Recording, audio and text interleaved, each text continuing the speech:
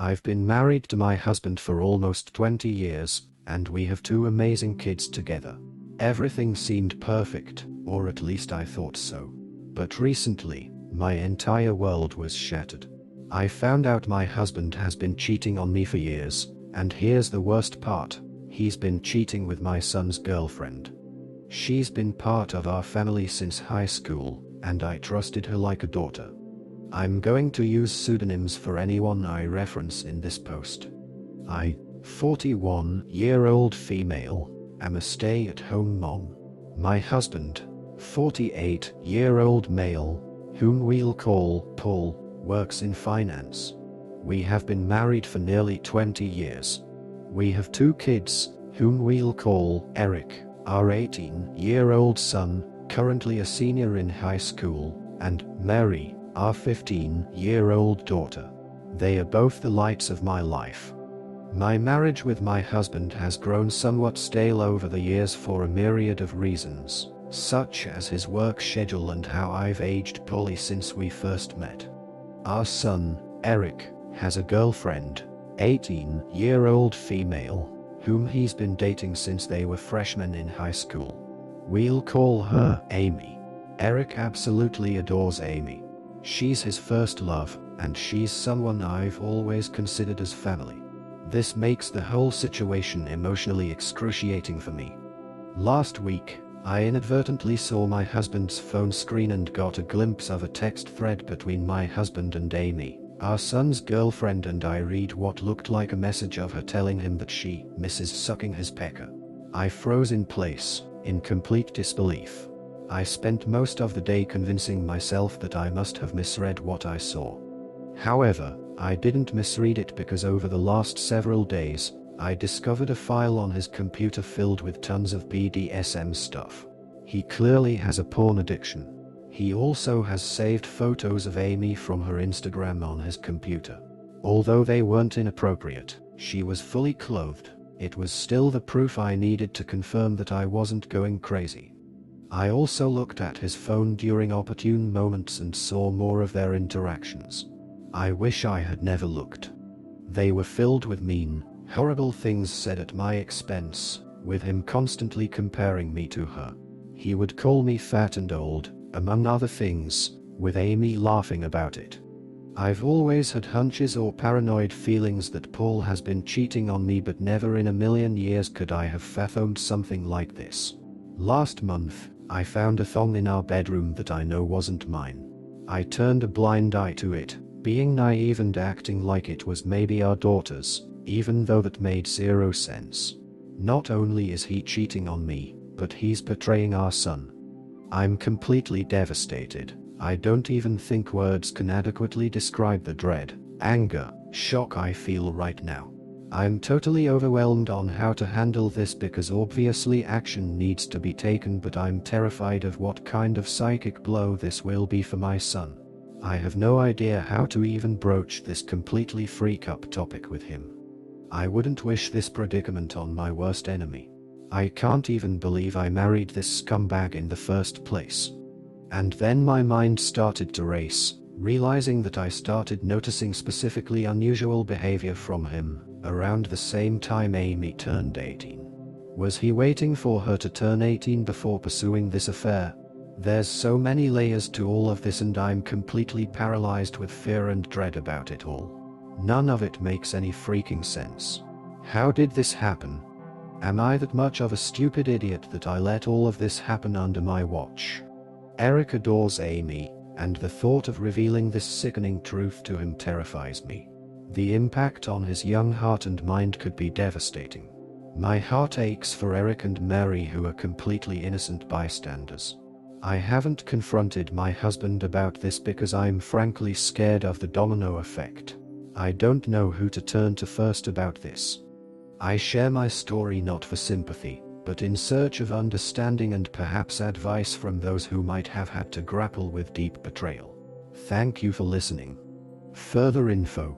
To not have my initial post be long-winded because I didn't think I needed to get into the minutiae of this, I didn't bother going into those details. How I inadvertently saw it was this: he was on his phone. He did not have iMessage open currently on the screen, but the application was still open. You know how on the iPhone when you swipe up and it shows all of the applications that are open and you can close them. When he was closing out the applications, something he does compulsively, I noticed it. It's not like he was some kind of idiotic buffoon having iMessage open for all to see. I saw he forgot he had the application running when he swiped up from a completely different app. Also, I did say in my post that I went back to his phone to actually solidify my suspicion on a different day. So you are incorrect in asserting that I'm now magically changing my story. I am being consistent. Update. I discovered that Paul was having an affair with our son's 18-year-old girlfriend, Amy. My son has been dating her since they were freshmen in high school. My brother connected me to a very tough junkyard dog type lawyer. I saved screenshots of all his conversations with Amy. I was only able to get the last 3 months from iCloud. The conversations were mostly flirty and dirty talk. It was hard to stomach, completely sleazy, and I saw several negative things said about me. His call history showed he talks with her for hours pretty consistently. He uses dating apps. I took screenshots of his profiles and all of the active chats he has with his matches. It's very clear he uses a filter to seek out girls who are 18 to 22 or so. I copied all of his files from the computer. He goes on intimate chat rooms and forums, and he spends a ton of money on OnlyFans. I rummaged through every possible hiding spot I could think of in the house. He had various toys, blindfolds, cuffs, lubricants, etc. He also had different outfits which looked kind of like a girl's Catholic school uniform and a French maid type outfit too. I picked up Eric and Mary from school, and we all drove to my brother's. They were able to sense something was awry when I picked them up. I delicately told them the entire situation, and I broke down crying. Mary had the most anger, even more than Eric. I met with Amy's mother and told her everything. She confiscated Amy's phone and gave me the entire chat log. It only dated back 3 months ago, like on my husband's cloud, almost as if they both deleted the messages at the same time. She told me. Amy sobbed when confronted. Amy basically told her mother that she will never understand and that she and him are in love. I don't want to get into too many details with what else she was saying, but suffice to say, it's very easy to assume that my husband slowly and methodically became a sage-like figure in her life, making her feel she could rely on him, and he took advantage of the fact that she came from a broken home. Amy is also non-stop insistent that their friendship only became romantic and physical recently, and before that, she said he was more of a friend and mentor. I confronted Paul over Zoom. The look on his face was scary. He became red and looked so sweaty. He had anger and panic in his eyes. His tone of voice was very defensive and frightening. He kept yelling the word context over and over again, and that none of that happened. He was unable to speak without constant stutters and intensity. Nothing really made any sense to me. I refused to tell him where I was, and he said I had no right to take his kids away from him, and then he abruptly left the Zoom. My lawyer is filing for temporary sole custody of Mary and a restraining order. Mary is still the angriest. She's totally furious with her dad and Amy, justifiably so, of course. Mary is recollecting moments and times she watched her dad interact with her friends, and she's in knots about it. Eric is very clearly hurting, but he's so strong and very level-headed. He wants to see a therapist. The maturity my kids are showing makes me proud. They don't deserve this at all. We made the authorities aware of everything. I plan on being completely unforgiving and ruthless in this divorce. I'm reflecting on how I've been treated and how it's made me a shell of myself, and how I've had a very negative opinion of myself because of him over the last 20 years. I don't want to let this scumbag get away with it. I want to reinvent myself and move on stronger than ever. Update. Thank you again for all the love and encouragement. It gives me comfort and means so much to me. I've received many comments and messages accusing me of faking this story, which oddly also provides comfort because all of this feels unreal, even to me. It validates my own feelings that there are people out there who can't even fathom this being true. I wish it were fake. I've been focusing on and worrying about how others are feeling over this, somewhat ignoring my own feelings, which I'm trying to change. I range from anger to numbness like a light switch. We're all safe and still at my brother's house. We're very careful, and his house is secured. Paul has tried to call my cell phone several times a day. I am refusing to interact with him, and I will have my lawyer handle all correspondence. He scares me, frankly. My brother has a very secure house with an alarm system and deadbolt locks. We feel safe with him. Both my son and I got checked out and tested. It appears so far that we're both clean based on the immediate rapid tests, but in the coming days, we'll know for certain when the lab results come in. I'm not overly concerned. Eric is scheduled to see a therapist early next week, which is very good and needed. He's not himself right now, he seems a bit shell-shocked, and I am concerned. He internalizes a lot, and it's hard to get a read on what's going on in his head.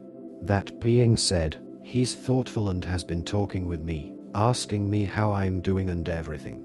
He's not interested in corresponding with his dad at all. Paul calls only my cell phone, and he hasn't tried to reach out to either Eric or Mary. I get the sense that Paul is extremely nervous. He's scared, and I think he deep down knows that if investigated thoroughly, he would be in big trouble. That's what my gut is telling me. I still think about the Zoom call with him, and the more I think about it, the more it looked like he was a man whose entire world was crashing down on him. The panic in his face was very apparent. I offered Mary for me to make an appointment with a therapist as well, but she doesn't want to see one yet. She said she's open to it eventually but wants time to herself. She's been asking her friends about her dad and if they experienced any creepiness from him. Her friends were open and honest with her, and apparently, they felt like he stared a lot and sensed his hovering presence whenever they were over. One of Mary's friends went so far as to say that she felt like he was checking her out a lot, like looking at her ear and complimenting the color of her yoga pants. At the time, no issue was brought up about it, but in light of everything that has been happening, it seems strange now. He would sit himself in different areas or vantage points to get a good view of her, she claimed. He also asked questions about what kind of friend group or which clique they were in at school. He kept asking about if they were popular girls. I'm completely embarrassed that they had this experience at our house. As for updates on Amy, which is the main reason why I wanted to write this update, I completely agree that she is also a victim. A lot of people have been emphasizing that, and I agree. I've done everything I could in my own power to indirectly get her opportunities to get help. Like I said, I told her mother, and she's been updating me on everything. Amy, unfortunately, is still living in her deluded reality, and I can only pray that she'll eventually come to her senses. She doesn't want to see any doctors or therapists at all and has been constantly trying to reach Paul because, again, she believes that they are in love. From what I've been told, she hasn't been able to get hold of him, and he's been avoiding communication with her completely.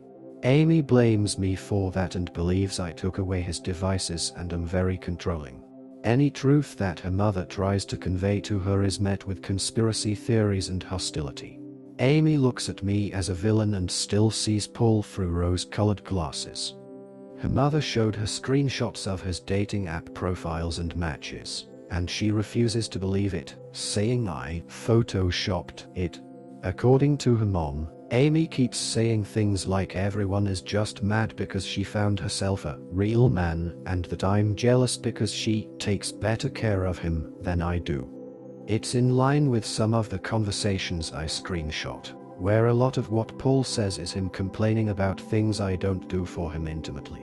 Right now, she's insistent that she and Paul will be together in the long run. Ugh, he's honestly a slime ball. I can only hope that Amy comes to her senses, but me directly intervening doesn't feel like it would be productive at the moment, maybe eventually though. New update. The support, again, has been overwhelming, and I'm very grateful. Sadly, I've received a lot of negative, accusatory, harassing private messages from people here who think I'm faking this story. Someone made a comment on some post somewhere, claiming that my story has been debunked, and people believed that person. I've seen an uptick in negative messages accusing me of making this up for money. I'm not asking for money at all. Coming here was completely rooted in emotional desperation, and I didn't expect anyone to get invested in my story this way. But again, I'm not looking for anything out of this. I have no reason to lie. I'm not gaining anything from this.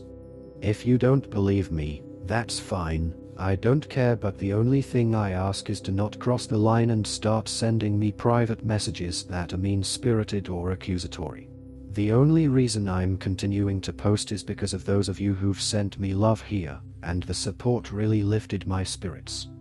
As for the divorce, it's very much underway. I'm not going to get into the specifics of it all because it's ongoing, and I want to make sure everything is going to go smoothly. I got temporary custody of Mary. Paul also has to pay temporary child support. There's a protective order. Paul can't contact us or come near us. Right now, we're just focusing on getting through this legal mess. Again, not getting into specifics because I don't want to mess anything up, but what I'll say is I'm very confident, divorce aside, that there's overwhelming evidence against Paul that will get him in serious trouble and it will impact him for the rest of his life. I'm sure eventually I can share more about that. I know a lot of people are concerned about his predatory ways, and I just wanted to convey this, even though I have to be vague right now. Justice will come. All of your concern about how my kids are doing psychologically means a lot to me. Eric has been to therapy twice over the last 2 weeks. I know some people thought I was dismissive of him and acting like he's doing okay. I very much know that he's hurting internally, and we're doing everything we can to make sure he knows he is supported and loved. My brother has been amazing in spending time with Eric and Mary, and both of them have confided in him about a lot. My brother has a very healthy marriage, and both he and his wife have really stepped up to the plate for all of us.